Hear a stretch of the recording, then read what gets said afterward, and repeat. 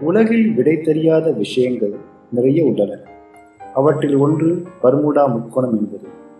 Atlantic கடலின் மையப்பகுதியில் இப்படி ஒரு இடம் இருப்பதாக சொல்கிறார்கள்.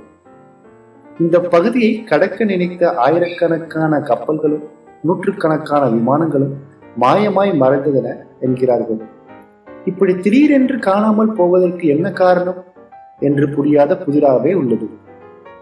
இந்த புதிரை ஒருவர் புத்தகமாக எழுதி ஏகப்பட்ட பணம் பார்த்து விட்டார்.